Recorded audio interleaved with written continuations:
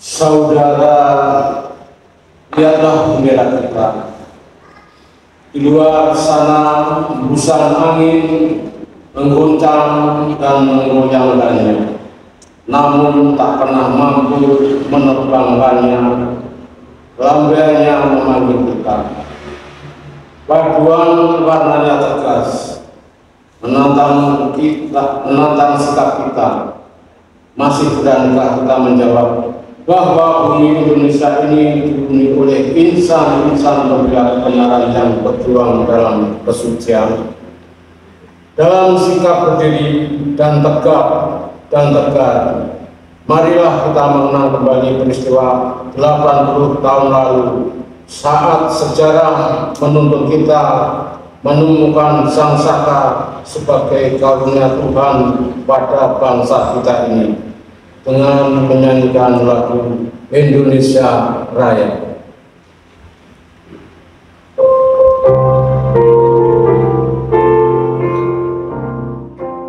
Indonesia tanah airku, tanah tumpah darahku. Di sanalah aku berdiri, jadi pandu hidupku. Indonesia kebangsaanku, bangsa yang tanah airku. Marilah kita berseru, Indonesia bersatu. Hiduplah tanahku, hiduplah negeriku, bangsaku, rakyatku, semuanya. Bangunlah jiwanya, bangunlah badannya untuk Indonesia Raya. Indonesia Raya, merdeka, merdeka, tanahku, negeriku yang ku cinta. Indonesia Raya, merdeka, merdeka, hiduplah Indonesia Raya. Indonesia Raya, merdeka,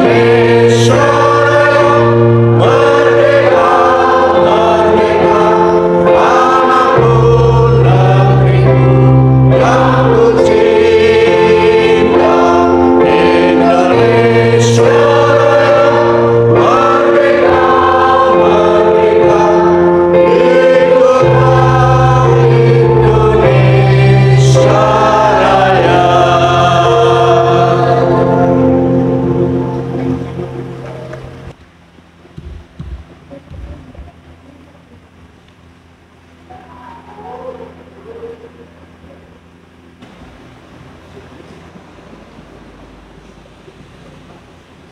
Layangkanlah pandangmu ke gunung-gunung. Dari manakah datangnya pertolongan? Pertolongan kami adalah di dalam nama Tuhan, pencipta langit dan bumi. Tuhan adalah penjaga dan pelindung. Ia menjaga dan melindungi kami dengan naungan sayap-Nya. Tuhan telah memerdekakan kamu. Dialah pembebas kita, pelayan pendamai bagi dunia. Kasih karunia dan damai sejahtera dari Allah Bapa kita dan dari Tuhan Yesus Kristus ada pada kita sekalian.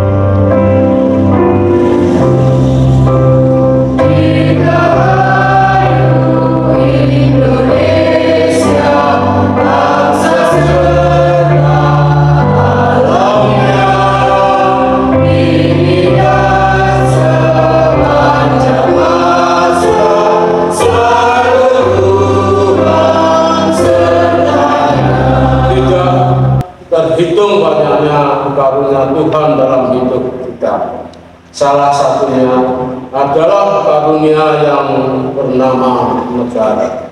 Kepada bangsa Israel, Tuhan Allah pernah berfirman, Ulangan 1 ayat 8. Ketahuilah, aku telah menyerahkan negeri ini kepadamu.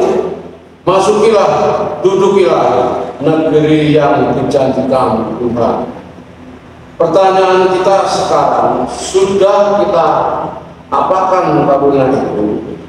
Perilaku buruk, curang, penuh tipu daya, sikap eksploitatif dan eksploratif, berlebihan terhadap alam dan sesama, juga pengingkaran atas indahnya keragaman di dalamnya adalah sebagian dari dosa-dosa yang menjadi menu harian kita. Karena itu, marilah kita memperbaharui komitmen kita atas negeri ini dengan secara bergantian membacakan Mazmur 82. Allah berdiri dalam sidang surgawi. Berapa lama lagi kamu menghakimi dengan lalim? Berilah keadilan kepada orang yang lemah dan anak-anak yatim. Luputkanlah orang yang lemah dan miskin. Mereka tidak tahu dan tidak mengerti apa-apa.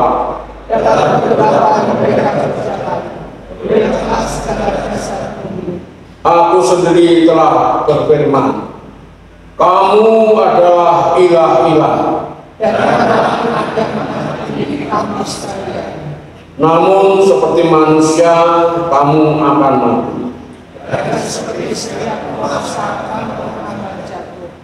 Bangunlah, ya Allah, hakimilah bumi.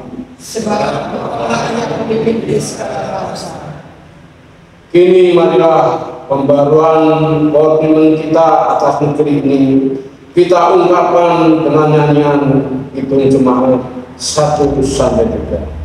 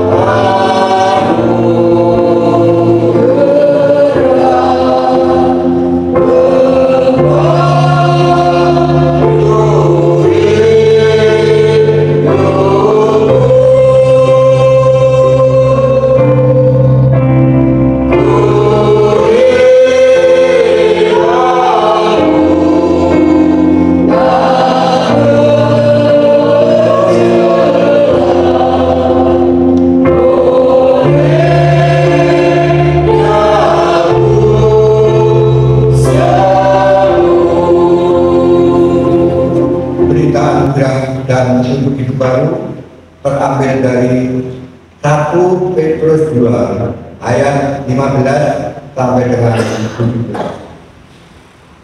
Sebab inilah kehendak Allah, yaitu supaya dengan berbuat baik kamu membungkamkan kepicikan orang-orang yang bodoh. Hiduplah sebagai orang merdeka dan jangan menyalahgunakan kemerdekaan itu untuk menyelubungi kejahatan-kejahatan, melainkan hiduplah sebagai hamba Allah.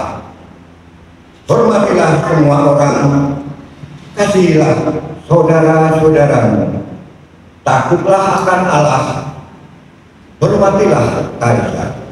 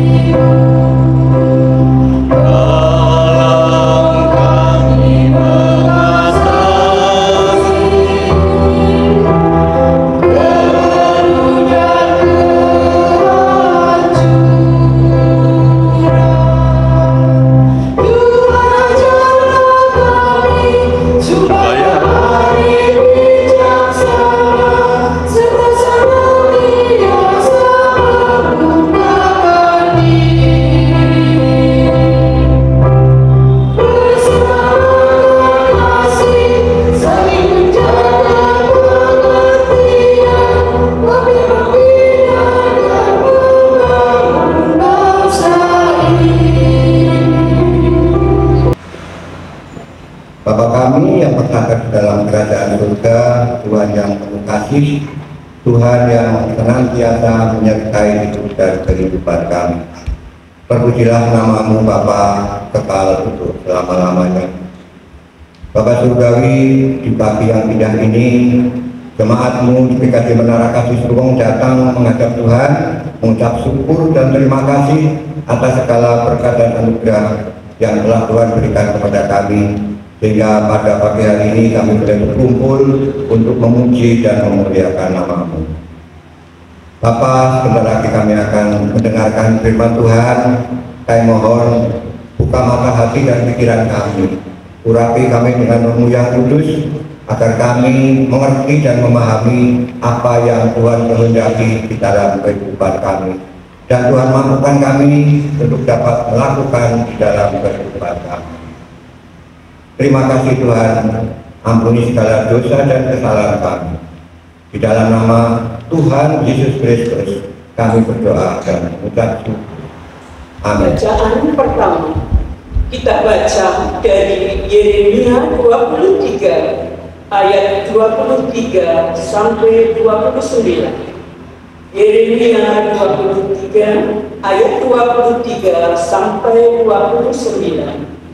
Yang demikian sabda Tuhan. Apakah aku ini Allah di tempat yang dekat saja? Demikianlah firman Tuhan. Dan bukan Allah di tempat yang jauh juga. Sekiranya seseorang menyembunyikan diri di tempat tersembunyi, apakah aku tidak melihat dia? Demikianlah firman Tuhan. Tidakkah aku memenuhi langit dan bumi? Demikianlah firman Tuhan. Aku telah mendengar apa yang dikatakan para nabi yang berbuat palsu demi namaku, dengan mengatakan, aku telah bermimpi, aku telah bermimpi. Sampai kapankah hal itu ada dalam hati para nabi yang berbuat palsu dan menubuatkan tipu muslihat hatinya sendiri, yang merancang untuk membuat umatku melupakan namaku dengan mimpi-mimpinya yang mereka ceritakan seorang kepada yang lain, sama seperti nenek moyang mereka melupakan namaku demi Baal. Nabi yang mendapat mimpi ialah menceritakan mimpinya itu, dan Nabi yang mendapat firman ialah menyampaikan firmanku itu dengan benar. Apa hubungannya antara jerami dengan gandum? Demikianlah firman Tuhan. Bukankah firmanku seperti api? Demikianlah firman Tuhan. Dan seperti palu yang menghancurkan bukit batu, demikianlah sabda Tuhan. Syukur kepada Allah. Bacaan kedua diambil dari Ibrani bab 11 ayat 29 sampai dengan bab 12 ayat 2. Ibrani bab 11 ayat 29 sampai dengan bab 12 ayat 2. Karena iman mereka melintasi laut merah sama seperti melintasi tanah kering, sedangkan orang-orang Mesir tenggelam ketika mereka mencobanya juga. Karena iman runtuhlah tembok-tembok Yeriko setelah kota itu dikelilingi 7 hari lamanya. Karena iman Rahab pelacur itu tidak ingin binasa bersama orang-orang tidak taat, karena ia telah menyambut pengintai-pengintai itu dengan damai. Apalah yang harus aku sebutkan, sebab aku akan kekurangan waktu apabila aku hendak menceritakan tentang Gideon, Barak, Simson, Yefta, Daud dan Samuel dan para nabi, yang karena iman telah menaklukkan kerajaan-kerajaan, mengamalkan kebenaran, memperoleh apa yang dijanjikan, menutup mulut singa-singa, memadamkan api yang dahsyat. Mereka telah luput dari mata pedang, telah memperoleh kekuatan dalam kelemahan, telah menjadi kuat dalam peperangan, dan telah memukul mundur pasukan-pasukan tentara asing. Wanita-wanita telah menerima kembali orang-orangnya yang telah mati oleh karena kebangkitan. Namun orang-orang lain membiarkan dirinya disiksa dan tidak mau menerima pembebasan, supaya mereka beroleh kebangkitan yang lebih baik. Ada pula yang diejek dan dicela, bahkan yang dibelenggu dan diperdagangkan. Mereka dilempari dengan batu, digergaji, dibunuh dengan pedang. Mereka membara dengan lepak yang kulit domba dan kulit kambing sambil menderita kekurangan, kesengsaraan, dan siksaan. Dunia ini tidak layak bagi mereka.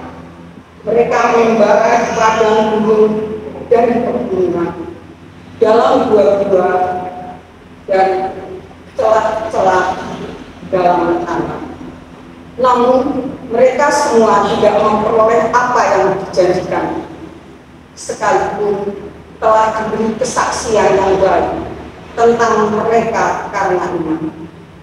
Sebab Allah telah menyediakan sesuatu yang lebih baik bagi kita, sehingga tanpa kita mereka tidak dapat sampai kepada kesempurnaan.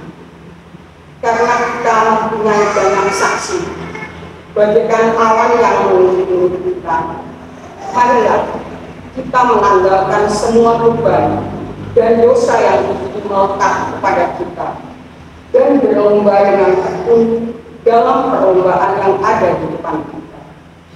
Marilah kita melakukannya dengan mata yang tertuju kepada Yesus, perintis iman dan yang membawa iman itu pada kesempurnaan, yang dengan mengabaikan kehinaan tekun memikul salib demi sukacita yang ada di depan kita, yang sekarang duduk di sebelah kanan tahta Allah. Demikian. Bacaan Injil terambil dari Injil Lukas 12 ayat 49 sampai dengan 56. Lukas 12 ayat 49 sampai dengan 56. Aku berkata, saya ulangi, aku datang untuk melemparkan api ke bumi, dan betapakah aku harapkan api itu telah menyala. Aku harus menerima baptisan, dan betapakah susahnya hatiku sebelum hal itu berlangsung. Kamu menyangka bahwa aku datang untuk membawa damai di atas bumi? Bukan. Kataku kepadamu, bukan damai, melainkan pertentangan. Karena mulai dari sekarang akan ada pertentangan antara 5 orang di dalam satu rumah. 3 melawan 2 dan 2 melawan 3. Mereka akan saling bertentangan, ayah melawan anaknya laki-laki, dan anak laki-laki melawan ayahnya. Anaknya perempuan, ibu melawan anaknya perempuan, dan anak perempuan melawan ibunya. Ibu mertua melawan menantunya perempuan, dan menantu perempuan melawan ibunya, melawan ibu mertuanya.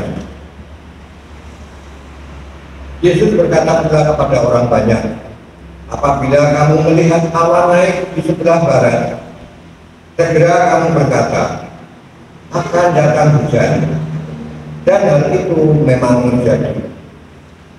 Dan apabila kamu melihat angin selatan bertiup, kamu berkata, hari akan panas terik, dan hal itu memang terjadi. Orang-orang munafik, rupa bumi dan langit kamu tahu menilainya. Mengapakah kamu tidak dapat menilai zaman ini? Yang berbahagia ialah mereka yang mendengarkan firman Tuhan dan yang memeliharanya. Haleluya.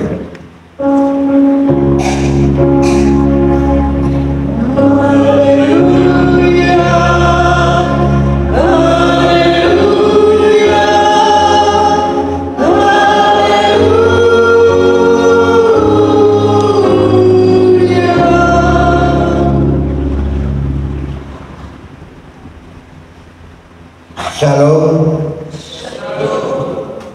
Selamat pagi. Bagaimana kabarnya Bapak Ibu? Merdeka. Luar biasa. Terima kasih. Mari kita salam kebangsaan. Merdeka. Merdeka. Merdeka. Merdeka. Merdeka. Terima kasih.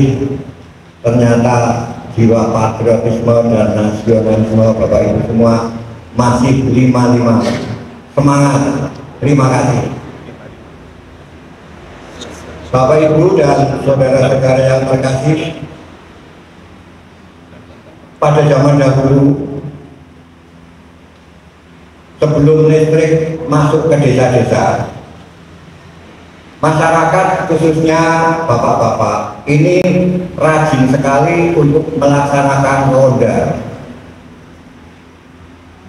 Mereka berjalan keliling kampung sambil membawa kentongan untuk memastikan bahwa kalau lingkungannya ini aman. Dan sampai saat ini tradisi ini masih dilakukan di desa-desa, terutama kalau di kota mungkin sudah enggak. Jadi di situ membuat gardu ronda, kemudian di situ ada kentongan, di situ ada papan tulisan tanda-tanda bahaya, misalnya kentongan 111 atau tong, ini adalah tanda bahwa ada kebakaran. Kemudian kalau tong, biasanya ini tanda-tanda kalau ada pencuri. Nah, sampai banyak. Kenapa orang dulu membawa kentongan? Karena kentongan itu sebagai alat komunikasi. Jadi kalau misalnya terjadi sesuatu di dalam orang-orang yang melaksanakan ronda, dia tinggal mukul dan tiap-tiap rumah ada kentongan. Sehingga nanti saling saut-sautan, maka warga atau masyarakat sekitar itu akan sigap atau siap untuk menghadapi sesuatu. Termasuk di lingkungan saya, di rumah saya masuk ke sana kemudian itu tahun 96. Saya menikmati beberapa bulan tanpa listrik. Saya menggunakan tembok. Dan memang benar, pada saat malam suasana gelap ini, warga ini kelihatan rukun. Malam kumpul, nongkrong-nongkrong. Bapak Ibu, pada suatu malam ini ada seorang bapak yang sedang melaksanakan ronda yang berkeliling, kemudian melihat kalau rumah tetangganya ini pintunya ini terbuka, pintunya lupa ditutup. Bapak ini pelan-pelan berusaha untuk tidak mengganggu tuan rumah, menutup pintu pelan-pelan, kemudian dipastikan pintu ini rapat tertutup. Bapak ini tidak memiliki angan-angan untuk mengambil kesempatan, misalnya mengambil barangnya apa mencuri, tidak. Kemudian keesokan harinya tuan rumah ini bangun dan ingat, sadar bahwa oh ternyata semalam pintu saya nggak saya tutup. Dan bahkan bapak yang punya rumah ini merasa bersyukur karena apa? Karena ternyata tetangganya itu peduli. Tetangganya itu peduli untuk menutup sehingga terhindar dari hal-hal yang tidak diinginkan. Bapak Ibu dan saudara-saudara yang terkasih, cerita ini nampaknya sederhana, tetapi mengandung makna yang cukup dalam, yaitu integritas. Melakukan yang benar meskipun tidak ada yang melihat, menjaga keselamatan bersama tanpa berharap imbalan. Bapak Ibu dan saudara-saudara yang terkasih, hari ini bangsa kita sedang merayakan kemerdekaan yang ke-80. Kemerdekaan bukan hanya soal bebas dari penjajahan, tetapi juga bebas dari ketidakadilan, bebas dari kebohongan, dan juga bebas dari korupsi. Namun kenyataan yang ada masih banyak terjadinya kebohongan-kebohongan, terjadinya ketidakadilan, dan juga korupsi. Bapak Ibu bisa melihat sendiri atau mendengar di berita-berita yang ada. Ini menunjukkan betapa sulitnya untuk mewujudkan hidup yang berintegritas. Maka kita perlu belajar pada pengajaran Kristus untuk tidak menjadi abu-abu dan munafik, serta jujur pada diri sendiri. Sebagaimana pertentangan yang membawa pemisah yang jelas antara sisi satu dengan sisi yang lain, dan pemisah itu disebut dengan api. Bagaimana kita ketahui, api dalam perjanjian lama dan perjanjian baru sering menjadi simbol dari kemurkaan Allah dan penyucian atau pemurnian. Maka jika kita melihat konteks pengajaran Kristus yang tegas tentang pemisah dan pertentangan, di sini kita bisa melihat bahwa maksud api di sini adalah pemurnian. Artinya dibutuhkan ketegasan dan keberanian untuk menerima api yang memurnikan, untuk menentukan posisi kita ada di mana. Apakah kita sungguh murni mengikut Yesus, atau kita memilih untuk berpura-pura mengikut Yesus? Perkataan Tuhan Yesus bahwa Ia tidak membawa damai melainkan pertentangan adalah sebuah penekanan bahwa posisi Yesus memang tidak bisa berdamai atau berkompromi dengan apa yang sedang Ia lawan, yakni dosa, terutama dalam bentuk kemunafikan. Kemunafikan yang saat itu marak adalah penindasan umat dengan kedok atau topeng kewajiban beragama. Pemuka agama yang nampak lembut dan bersih dalam melaksanakan kewajiban agama, namun justru menindas umat dan abai kepada penindasan dan kemiskinan yang terjadi. Tuhan Yesus mengkritik orang yang munafik atau orang yang tidak berintegritas pada saat itu, sebab kata munafik diterjemahkan dari kata Yunani itu berarti pemain drama, di mana orang munafik selalu berpura-pura tampak baik, namun justru berdamai atau berkompromi dengan dosa dan segala bentuk perbuatannya. Banyak orang Israel pada saat itu dan juga kita pada saat ini sering menjadi seorang pemain drama yang tampak baik, tampak rohani, ramah, namun justru di belakang dan di dalam hati begitu kejam, menekan orang-orang untuk melakukan kewajiban, baik itu keagamaan maupun tugas dan tanggung jawab yang lain, hanya untuk kepentingan dirinya sendiri. Sehingga penindasan ini tampak terstruktur dan umum terjadi, sehingga melambungkan kemiskinan. Banyak orang terlihat baik di tempat umum, namun kejam kepada keluarga sendiri. Terlihat rajin pelayanan, tapi juga rajin melakukan KDRT terhadap keluarga dan lain-lain.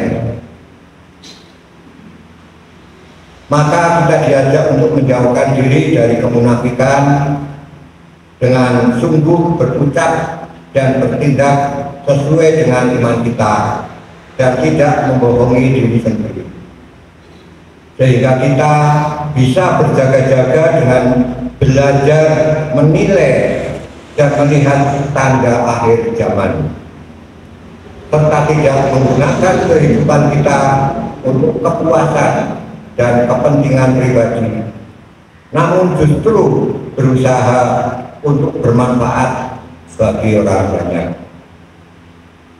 Bapak Ibu dan saudara-saudara yang terkasih di dalam Tuhan Yesus Kristus, kembali ke integritas.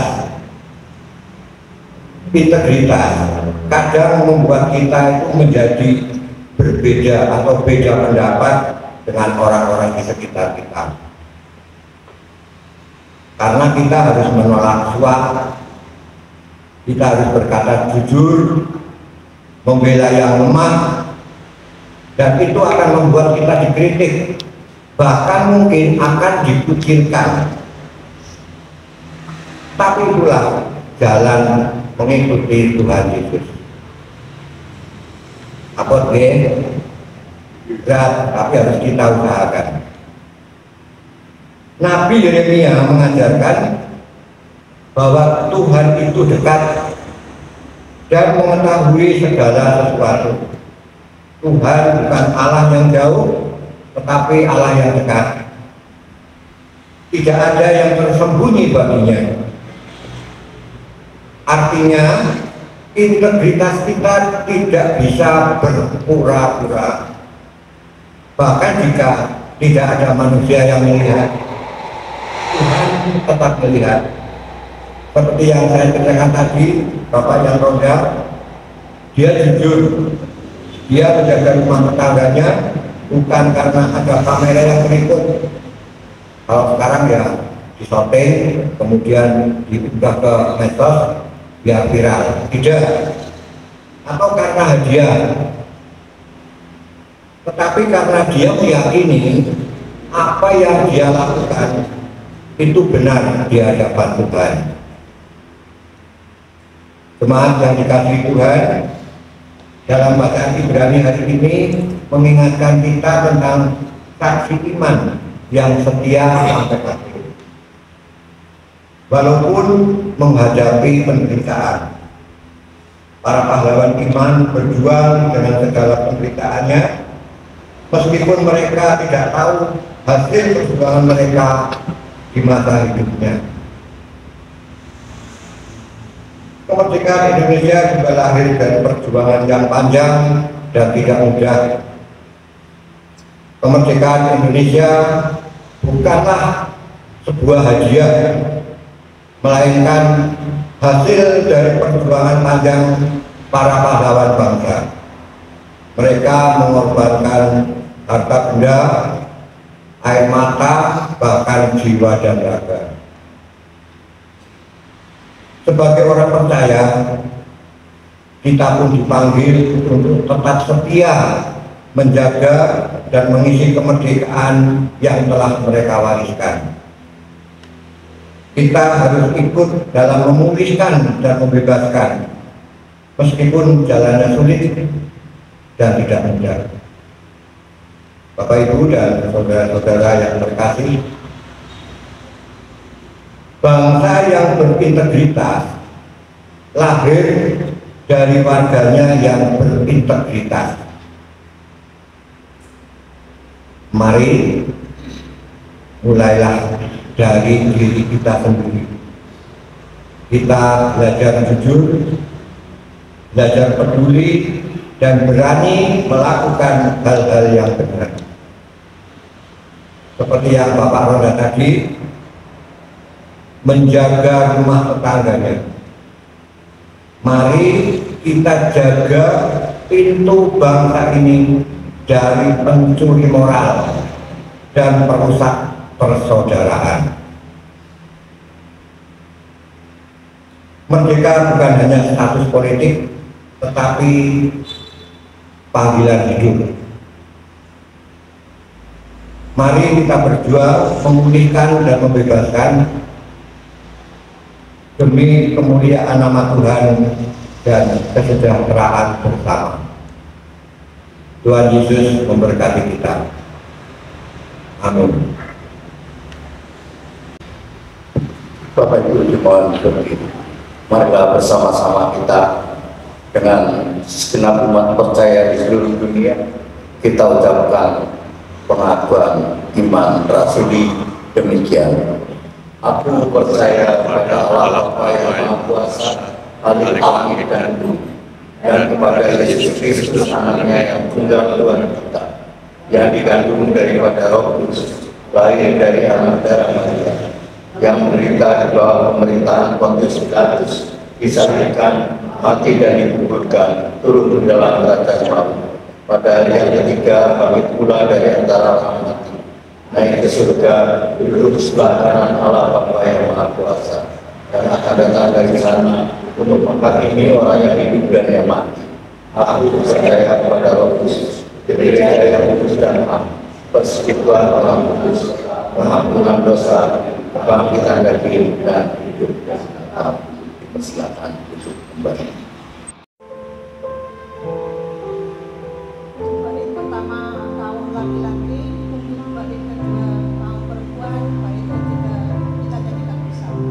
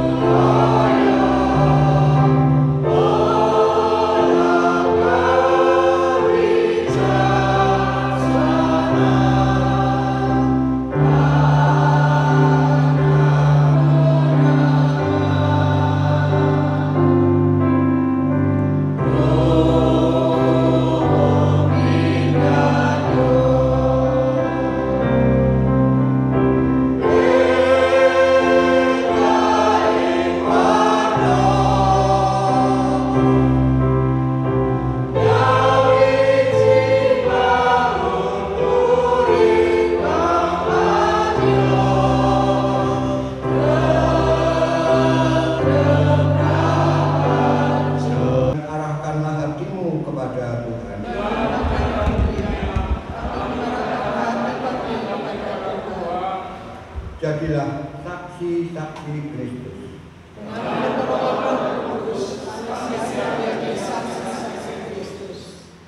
Di dalam dan melalui hidupmu, terpujilah Allah Bapa, Putra, dan Roh Kudus.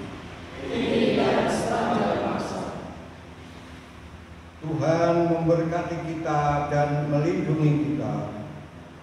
Tuhan menyinari kita dengan wajah-Nya dan memberi kita kasih karunia. Tuhan menghadapkan wajah-Nya kepada kita dan memberi kita damai sejahtera.